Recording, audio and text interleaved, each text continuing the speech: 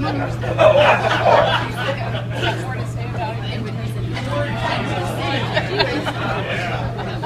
let me tell you about Frank. Frank was an inspiration to me, and I learned many things from Frank. I'm going to list the things I learned from Frank.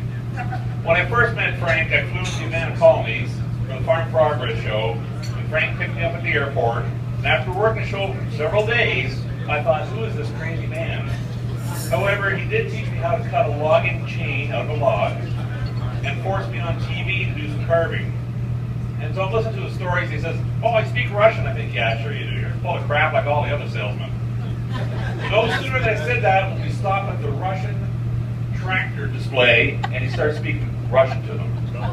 So what I learned, lesson number one, was never doubt anything Frank says unless you have absolute proof. Another thing Frank told me about was stump train cows.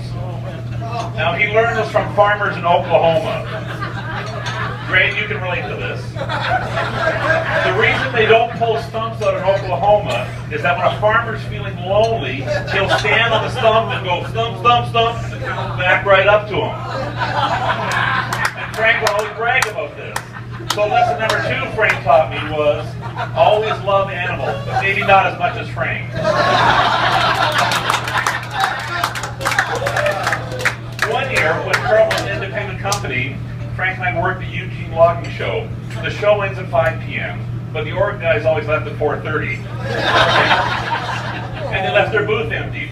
So what does Frank do? He goes over to the booth, takes down 5 loops of chain and turns them inside out and puts them back on the loops. I can imagine the look of the org guy's face in the morning when they come in and find the loops inside out.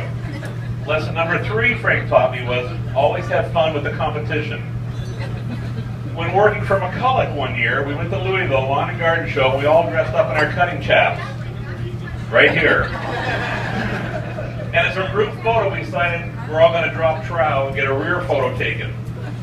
Frank was right in there, right in the middle of it. So he loved that. So well, I got cut out. So lesson number 4 Frank taught me was, as a salesman, you're never modest regardless of the situation. One time working with McCulloch, we went to dinner with the owner of the company, Jonathan Miller. We're sitting in a big semicircle with 20 guys, SPG and retail, and the question came up how to fix a new 70cc saw. The room was quiet, except for Frank. Frank told the president everything he was doing wrong with the company and how to fix the saw. The owner, of course, went up one side of Frank, down the other side of Frank, and chewed us all out for being Frank, of course. The next day, the VP of sales had to plead with the owner not to fire Frank. The owner agreed, but he made Frank sit in his office for several hours, just like the principal. And sitting with the principal, Frank sat there while he did all his work. So lesson number 5 I learned from Frank is never go out on a limb and expect other salesmen to back you up, especially when you're throwing yourself under the bus.